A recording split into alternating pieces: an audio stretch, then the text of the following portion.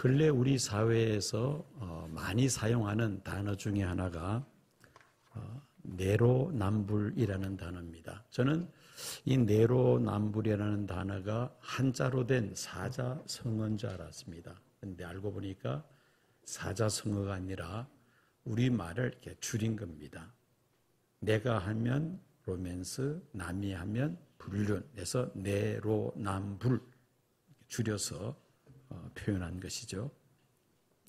다른 사람의 잘못은 잘 지적하는데 정작 자신의 잘못은 알지 못하는 그런 이중적인 잣대를 가진 사람들을 내로남불이다 그렇게 말합니다. 상대방 눈에 티끌은 잘 보이니까 잘 지적을 하는데 내 눈 속에 있는 대들보는 보지 못한다라는 우리 옛말이 또 있습니다. 오늘 본문에 등장하고 있는 주인공 요나는 내로남불과는 정반대의 삶을 살아가는 사람이라고 말할 수가 있습니다. 요나가 탄 배가 큰 폭풍을 만나게 되죠. 그 폭풍이 재수가 없어서 또 아니면 다른 사람 탓으로 돌리지 아니하고 요나가 자신의 죄 때문이라고 그렇게 고백을 합니다. 큰 폭풍의 원인이 자신에게 있으므로 자신을 바다에 던지라고 사공들에게 말을 합니다.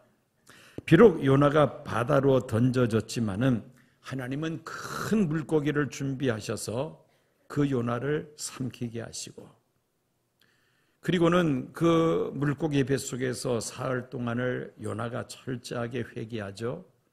그리고 이 물고기가 요나를 니느웨 성 가까운 해변에 토해 놓음으로 인하여 요나가 니느웨 성에 들어가서 하나님께서 명하신 그 사명을 완수를 합니다. 자, 문제가 발생했을 때에 그 원인이 어디에 있는지를 찾아야 합니다. 생각하고 싶지 않아도 뼈를 깎는 아픔으로 그 원인을 찾아내야만 합니다. 그렇게 해야 그 문제가 해결이 되고 또 똑같은 문제가 다시 재발하지 아니하며 그 문제를 잘 극복한 후에는 한 단계 더 성숙하고 발전할 수가 있는 것입니다. 100세 시대를 맞이해서 건강을 위해서 운동하는 사람들의 숫자가 크게 늘어나고 있습니다. 건강치 못한 장수는 축복이 아니라 저주가 될 수 있기 때문입니다. 걷기, 등산, 헬스, 또 수영, 좀 여유 있는 사람들은 골프, 또 요즘은 또 자전거를 또 많이 타죠. 이런 그 운동들을 통해서 건강을 유지하려는 그런 사람들이 크게 늘어나고 있죠. 그런데 운동을 하다 보면은 잘 될 때가 있고 또 잘 안 될 때도 있습니다. 잘 안 될 때에 그 원인을 찾아야 합니다. 그렇지 않으면 더 이상 발전하지를 못합니다. 기량이 늘지 않고 늘 제자리에 맴돌 수밖에 없는 것이죠.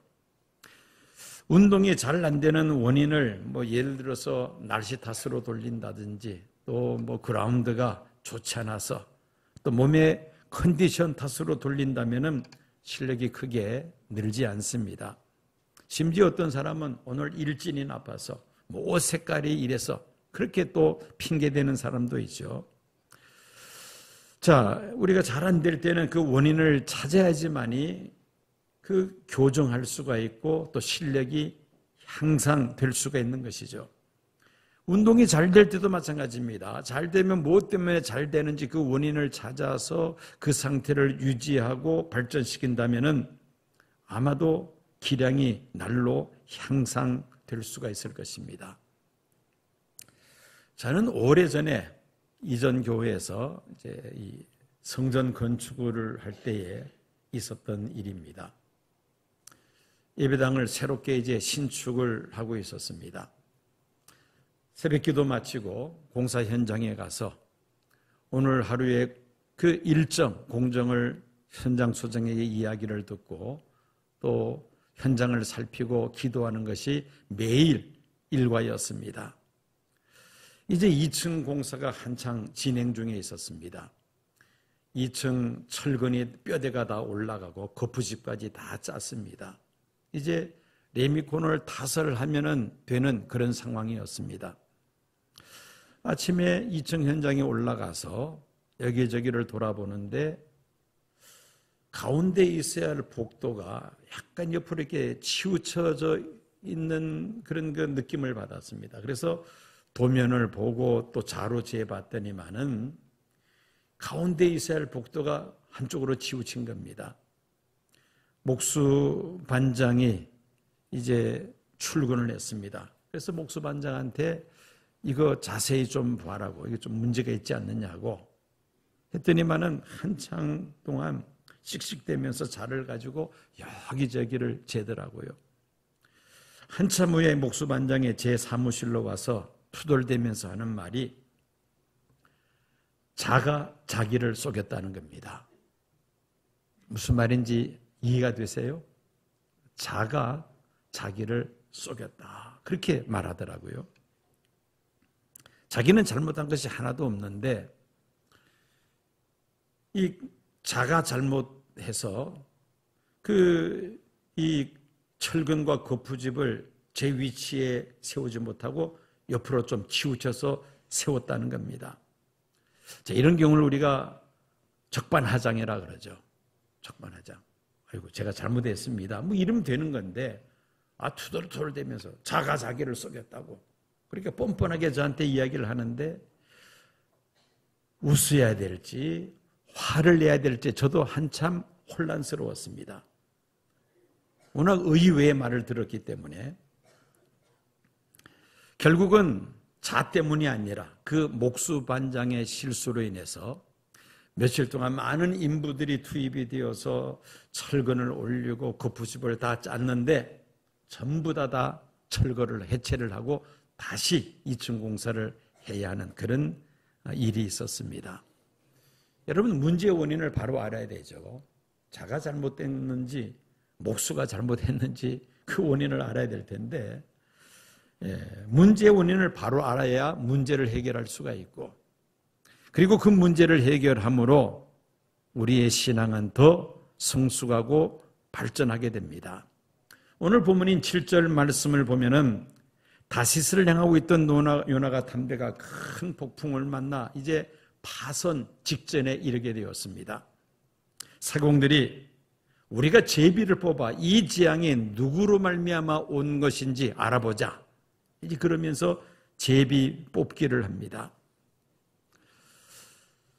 바다에 큰 폭풍이 일어나 사공들이 배의 침몰을 막기 위해서 배 안에 있는 화물들을 다 바다로 내던질 정도로 그 배가 지금 위기 상황이었습니다. 그런데 요나는 배 제일 밑바닥으로 내려가서 깊은 잠에 빠져 있었던 것입니다. 이 재앙이 누구로 말미암아 임하였는가 알아보기 위해서 배 안에 있는 사람들을 다 모아다가 이제 제비뽑기를 실시합니다. 배 밑바닥에서 잠을 자고 있던 요나도 제비뽑기를 해야 하는 그런 상황이었죠. 그런데 그 제비뽑기를 해서 누가 당첨이 됩니까? 요나가 당첨이 됩니다. 그제서야 비로소 요나가 양심의 가책을 받죠. 요나는 숨기지 아니하고 자신의 그 잘못을 고백합니다. 하나님께서 니느웨 성으로 가서 하나님의 임박한 진노의 심판을 외침으로 그들을 구원하라고 말씀하셨는데 이 니느웨 사람들이 구원받는 것이 싫어서 정반대 방향으로 다시스로 가는 배를 타고 요나는 가고 있었던 것입니다. 자신 때문에 하나님께서 큰 폭풍을 일으켜서 이 배가 파손되기 일보 직전 상황까지 왔다고 그는 자백을 합니다. 사공들을 향해서 나를 바다로 던지면은 이 폭풍이 잠잠해질 것이라고 말을 합니다. 12절 말씀 보시기 바랍니다. 그가 대답하되 나를 들어 바다에 던지라. 그리하면 바다가 너희를 위하여 잔잔하리라. 너희가 이 큰 폭풍을 만난 것이 나 때문인 줄 아노라. 자, 지금 여러분, 저 스크린에 그림이 하나 올라왔죠. 이 큰 폭풍이 나 때문인 줄 아노라. 나 때문에 이 큰 폭풍이 일어났다는 것입니다. 우리나라 소설가이자 비평문학가 가운데 유순하라는 사람이 있습니다. 이 사람은 이 한국 문화에 대해서 아주 비판적인 입장에서 그 평가를 하는데 여러 가지 이야기를 합니다마는 그가 한 이야기 가운데 7가지만 든다면은 이렇습니다. 한국 문화는 이기적인 문화, 허위 문화, 허세 문화, 내탓 문화, 모방 문화, 폭력 문화라고 그렇게 이야기를 합니다. 이걸 다 종합해서 한 단어로 표현한다면은 감성 주도적 문화라는 겁니다. 이 감성 주도적이라는 것이 좋은 의미에서 사용될 수도 있습니다만은 좋지 않은 의미에서 사용될 수도 있습니다. 지금 이 유순하 씨가 말하는 감성 주도적 문화라는 말은 사실 부정적인 의미이죠. 21세기 과학 문명에서 살아가고 있는 우리가 마땅히 논리적이고 합리적이어야 하는데 우리 한국 사람들은 비논리적이고 비합리적이라는 것입니다. 뿐만 아니라 모든 사고의 원인을 다른 사람의 탓으로 돌린다는 것이죠. 이 감성 주도적 문화의 뿌리를 파고 들어가면은 우리 문화의 저변에 있는 샤머니즘과 연결이 됩니다. 미신으로 점철되는 무속신앙을 가리킵니다. 무속신앙은 철저하게 비논리적이고 비합리적이고 비과학적이죠. 예를 들어서 공장 기공식을 하는데 돼지 머리를 상에다가 올려놓고 거기다가 절을 하면서 공사하다 중에 사고가 나지 않게 해달라고 빕니다. 얼마나 비논리적이고 비합리적입니까? 아니 죽은 돼지 머리가 뭐 그 사람에게 그 공장 기공식에 무슨 영향을 미친다고 그 돼지 머리를 올려놓고는 거기다가 복을 빈다는 것입니다. 지금은 그런 사람들이 많지 않습니다만은 이전에는 많았습니다. 뭐냐면 이사할 때에 뭐를 가립니까? 우리 찬양대 뭐 있는 날 없는 날? 예, 손이 있는 날 손이 없는 날을 가립니다. 이사할 때에 무슨 날 이사를 해야 된다는 겁니까? 손 없는 날 이사해야 된다는 겁니다. 그러니까 사람들이 손 없는 날 다 몰리니까 이사하는 사람들이 상대적으로 손 없는 날은 이삿짐 센터 사람 구하는 것도 어렵고 또 그렇게 되니까 비용이 늘어날 수밖에 없죠. 이럴 때 예수 믿는 사람들은 어느 날을 선택해야 돼요? 손이 있는 날을 선택하는 겁니다. 이 예수 믿는 사람들은 그런 미신에 영향을 받지 아니하니까. 이게 바로 미신, 샤머니즘입니다. 얼마나 비논리적이고 비합리적인지 모릅니다.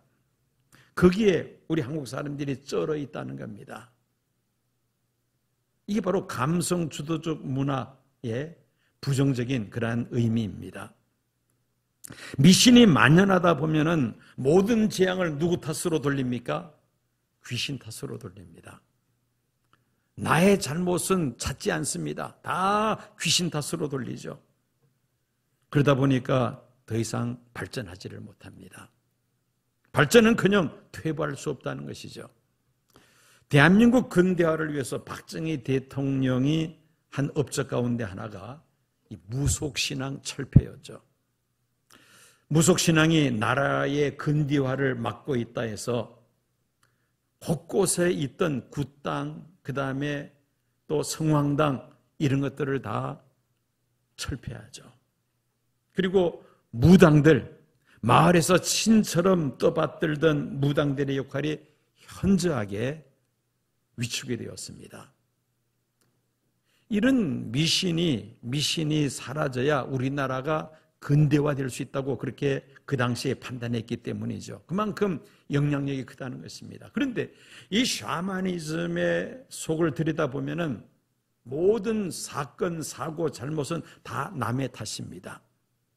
잘 되면 내 탓이고 잘 안 되면 다 귀신 탓이죠. 이 비논리적인 이 사고가 우리나라의 근대화를 막고 있다고 판단을 했다는 것입니다. 일리가 있는 생각이죠. 어느 대학 교수가 그 학생들 가운데 하나가 한만 가르쳐도 무슨 말인지 이해를 하지 못하고 도대체 따라오지를 못합니다. 그래서 이 교수가 골치가 아팠습니다. 어느 날 이렇게 불평합니다. 중고등학교에서 교사들이 좀 잘 가르쳤어야 되는데 이 중고등학교 교사들이 잘 못 가르쳐서 이렇게 됐다고 그렇게 푸념을 털어놓습니다. 그랬더니만은 중고등학교 교사가 그 말을 듣고는 이렇게 대답을 합니다. 초등학교에서 잘 가르쳐야 했는데 초등학교에서 기초 실력이 제대로 갖춰지지 않아서 이렇게 학업을 따라가지 못하는 거라고 초등학교 교사를 원망하는 겁니다. 그 옆에서 그 말을 듣던 초등학교 교사가 하는 말이 유치원에서 교육을 잘 봐야 되는데 유치원 교육이 제대로 안 돼서 이런 거라고 또 유치원 탓으로 돌립니다. 유치원 교사에게 물어봅니다. 그랬더니 유치원 교사가 하는 말이 가정교육을 잘 받아야 하는데 가정교육을 제대로 받지 못해서 그런 거라고. 그 말을 듣던 엄마가 옆에서 말합니다. 종자가 좋아야지. 종자가 좋아야지. 그러더라는 겁니다. 그렇다면 옆에 있는 남편이 하는 말이 종자는 좋은데 밭이 나쁜 거 아니야? 이렇게 또 대답을 하더라는 겁니다. 이게 바로 우리의 병폐죠. 모든 것을 다 남 탓으로 돌립니다. 어떤 문제가 발생했을 때 나부터 이제 그 원인을 찾아내야 되는데 저 멀리 다른 사람 주변에 있는 그 사람의 탓으로 돌리는 이런 의식에서 벗어나지 아니하면은 문제 해결에 도움이 되지 않습니다. 지금 우리 사회에 만연하는 내로남불 이 문화는 전혀 발전되지 않습니다. 오히려 우리 사회를 퇴보시키는 그런 결과를 초래할 것입니다.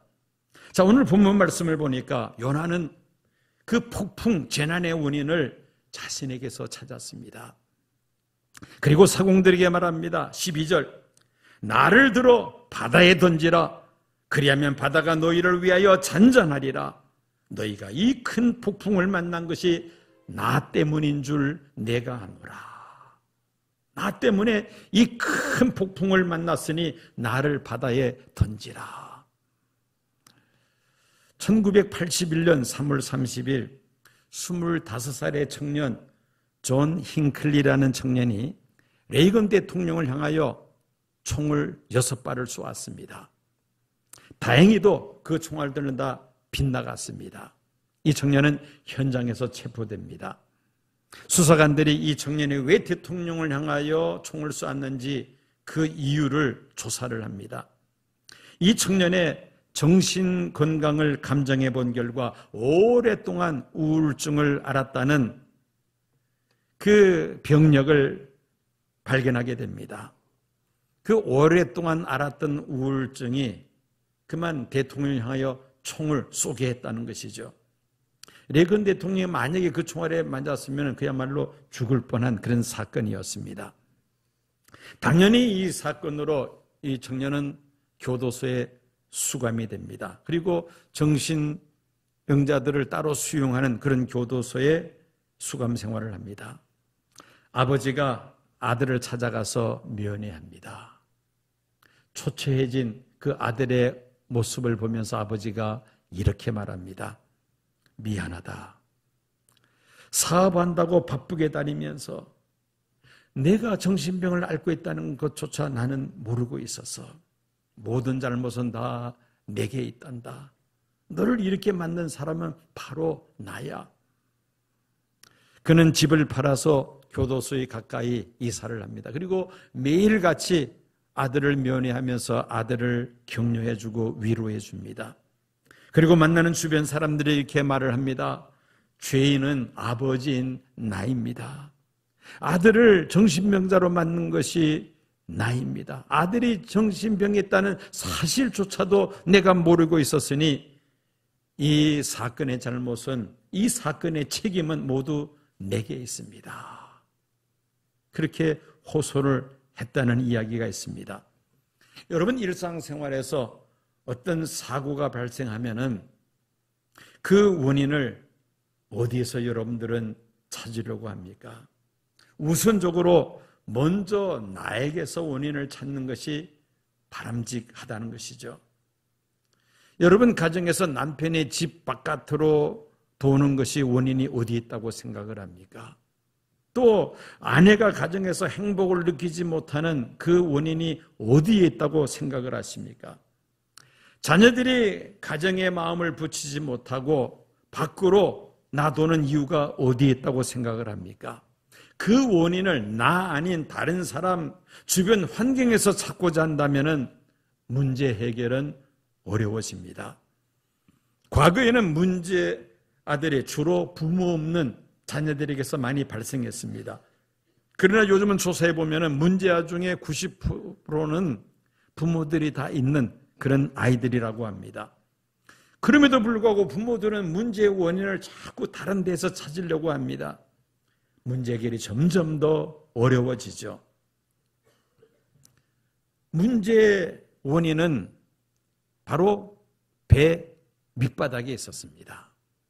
문제의 원인은 배 밑에 숨어있는 요나였다는 것이죠. 숨겨진 요나를 찾아낼 때에 비로소 문제 해결이 된다는 것입니다. 12절 상반절입니다. 이 문제 해결을 위해서 요나는 정확히 그 문제의 원인을 알았고 또 사공들에게 말을 합니다. 말할 뿐만 아니라 그는 또한 문제를 해결하려는 용기가 있는 사람이었습니다. 12절 상반절, 나를 들어 바다에 던지라. 그리하면 바다가 너희를 위하여 잔잔하리라. 여러분, 풍랑이는 저 바다에 요나가 던져지면은 살 수가 없잖아요. 바다에 던진다는 것은 죽음을 의미합니다. 그런데 요나가 사공들을 향해서 나를 바다에 던지라. 즉 자신이 죽기를 각오한 거 아닙니까? 문제 해결을 위해서 요나는 그만큼 용기 있는 사람이라는 것이죠. 여러분, 문제의 원인을 안 것만 가지고 되지 않습니다. 그 문제 해결을 위해서는 용기가 필요하다는 것이죠. 과감한 결단이 있어야 한다는 것입니다.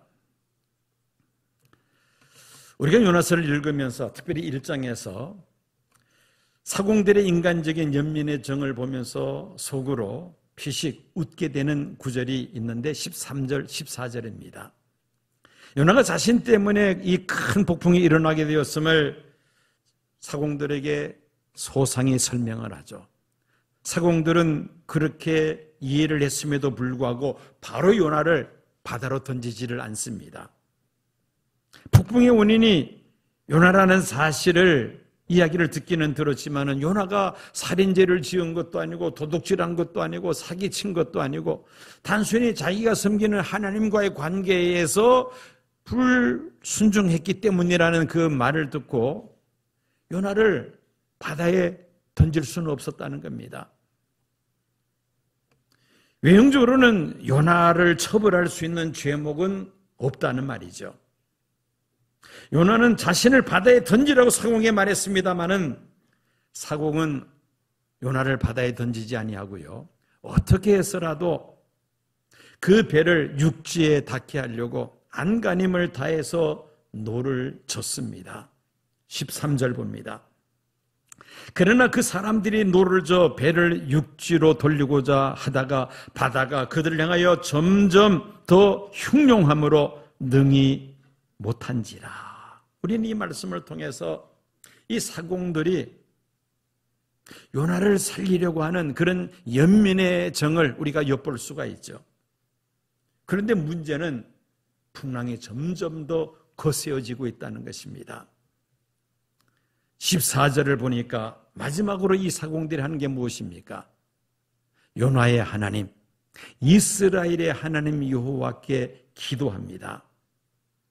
무리가 여호와께 부르짖어 이르되 여호와여 구하고 구하오니 이 사람의 생명 때문에 우리를 멸망시키지 마옵소서. 무죄한 피를 우리에게 돌리지 마옵소서. 주 여호와는 주의 뜻대로 행하심이니이다. 이 사공들이 원래 하나님을 모르는 사람들 아닙니까? 이방인으로서 여러 이방신들을 섬기고 우상을 섬기는 사람들입니다.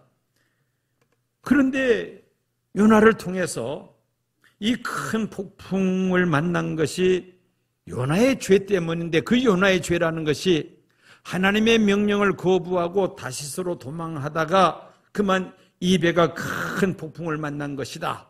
그 요나의 말을 듣고 이 사공들은 요나의 하나님 앞에 기도하는 겁니다. 이 장면에서 또 한번 웃게 됩니다. 이방인인 사공들이 요나의 하나님께 기도를 해. 워낙 상황이 다급해지다 보니까 이 사공들이 요나의 하나님 앞에 부르짖어 기도하였습니다. 그리고는 이제 마지막 할 수 있는 것은 무엇입니까? 요나를 바다에 던지는 것 외에는 할 수 있는 일이 없습니다. 요나의 말대로 요나를 바다에 던졌습니다. 놀라운 것은 요나가 말한 대로 요나를 바다에 던지니까 그 큰 폭풍이 순식간에 잠잠해지고야 말았다는 것입니다. 15절 봅니다. 요나를 들어 바다에 던짐에 바다가 뛰노는 것이 곧 그친지라. 즉시 잠잠해졌다는 것입니다. 우리는 이 사건을 통해서 하나님의 관심의 초점은 요나에게 있다는 것이죠. 사공에게 있는 것이 아닙니다. 그 배의 선주에게 있는 것도 아니고 하나님의 관심사는 바로 요나입니다. 우리는 이와 유사한 사건을 사도행전에서 또 우리가 발견할 수 있습니다.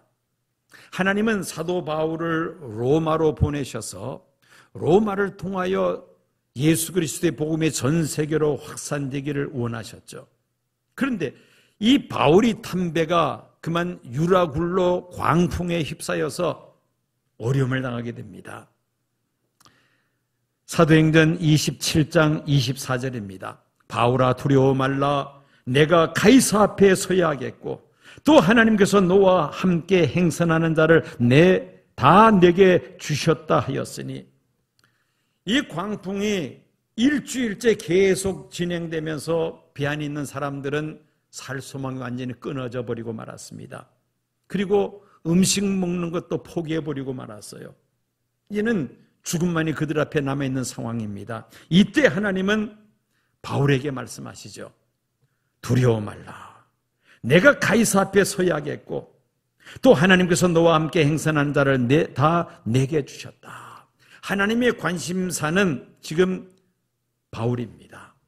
바울 한 사람 때문에 그 광풍에서도 하나님께서 배에 타고 있는 모든 사람들을 보호해 주신 것입니다. 배에 타고 있는 많은 승객들과 선원들이 바울 한 사람 때문에 살게 되었다는 겁니다. 요나가 사공들에게 바다에 던지라고 말한 것은 자신의 생명을 온전히 하나님 앞에 맡긴다는 그런 의미가 그 속에 내포되어 있습니다. 바다에 던져지면 죽는 것이 뻔하잖아요. 그러면 바다에 던지라는 것은 무슨 자살 행위처럼 그렇게 느껴질 수가 있는데, 여기서 우리는 한 단계 더 깊이 신앙적인 차원에서 생각해야만 합니다. 하나님, 내 생명을 주님께 맡깁니다. 하나님께 맡깁니다. 하나님께서 내 생명을 받아주십시오. 그 신앙 고백이 아니겠습니까? 프랑스 사람들이 잘 쓰는 경언이 있습니다. 자기 자신을 주지 않는 사람은 아무것도 주었다고 생각하지 말라. 돈 몇 푼 손에 집어줬다고 다 주었다고 생각하지 말라는 겁니다. 또 이런 말이 있습니다. 반지나 보석을 주는 것은 참된 선물이 되지 못한다. 그것들은 참된 선물을 주지 못한 데 대한 변명일 뿐이다 라는 그런 말도 있습니다. 요나는 하나님 앞에 자신의 모든 것을 다 맡깁니다. 다 던졌다는 말입니다. 바로 그런 의미에서 나를 바다에 던지라고 요나가 사공들에게 말한 것입니다. 요나는 하나님의 뜻에 전적으로 순종하기로 결단하죠. 사는 것도 죽는 것도 하나님의 손에 있습니다. 하나님 앞에 맡깁니다. 하나님 앞에 내 삶을 바칩니다. 요나가 바다에 던져지니까 그 순간 폭풍이 잠잠해지고야 말았습니다. 그리고 큰 물고기가 와서는 요나를 덥석 삼켜버리고 맙니다. 이 큰 물고기가 요나를 니느웨 해변가 가까운 곳으로 토해놓죠. 요나는 하나님의 그 말씀에 순종하여 니느웨 성에 들어가서 40일이 지나면 니느웨 성이 멸망한다는 하나님의 말씀을 대언할 때에 그 니느웨 왕으로부터 시작해서 온 백성들이 회개하기를 시작합니다. 요나가 외친 그 말 때문에 니느웨 성 사람들이 멸망하지 않고 구원을 받게 되었던 것입니다. 자, 요나가 말한 대로 사공들이 요나를 바다에 던지자 풍랑이 잠잠해지는 그 모습을 사공들이 보고는 이 사공들이 어떻게 합니까? 16절 말씀 봅니다. 그 사람들이 여호와를 크게 두려워하여 여호와께 제물을 드리고 서원을 하였더라. 새 번역을 보면 이렇게 번역하고 있습니다. 사람들은 주님을 매우 두려워하게 되었으며 주님께 희생 제물을 바치고서 주님을 섬기기로 약속하였다. 하나님을 섬기기로 약속했다는 겁니다. 이방신들을 섬기던 사람들이 요나의 말을 듣고 또 요나가 하는 행동을 보고 그들이 하나님을 섬기기로 그렇게 약속했다는 것입니다. 요나는 자신 때문에 발생한 그 폭풍을 통해서 자신의 잘못을 깨달을 뿐만 아니라 사공들을 구원하는 그런 도구로 사용됩니다. 사공들만 구원한 것이 아니죠. 니느웨 성 사람들을 구원하는 일에 쓰임을 받게 되죠. 그 이유는 무엇이었습니까? 큰 폭풍의 원인이 자신에게 있다는 것을 하나님 앞에 고백을 합니다. 그리고 나를 바다에 던지라, 자신의 생명을 하나님 앞에 온전히 바칠 때, 던질 때에 이런 놀라운 구원의 역사가 나타나게 되었다는 것입니다. 우리 사회가 그저 이 풍랑이 잠시도 쉬지 않습니다. 정쟁이 끊임없이 우리 사회에서 다 당신 때문이다, 당신 탓이다, 그러면서 서로 원망하면서 국론이 계속해서 분열되고 있습니다. 여러분들 사업에 풍랑을 만나신 분이 있습니까? 여러분들 건강에 풍랑을 만나서 힘들어하시는 분들이 있습니까? 여러분들 가정에 풍랑을 만나 괴로워하는 그런 분들이 계십니까? 이런 풍랑이 일 때 그 원인을 밖에서 찾지 말고 나에게서 먼저 찾아야 되겠습니다. 이 큰 폭풍을 만난 것이 나 때문이라 이 요나의 고백을 나의 고백으로 삼을 때에 내가 온전히 구원받을 뿐만 아니라 내 주변 사람들을 구원하는 놀라운 열매가 있을 줄로 믿습니다. 내로남불의 이 사회적 문화 속에서 우리는 요나를 본받아서 이 큰 폭풍을 만난 것이 나 때문이라 마음에 새기시고 이 요나의 고백을 우리도 실행할 수 있는 저와 여러 성도님들이 되어야 할 줄로 믿습니다.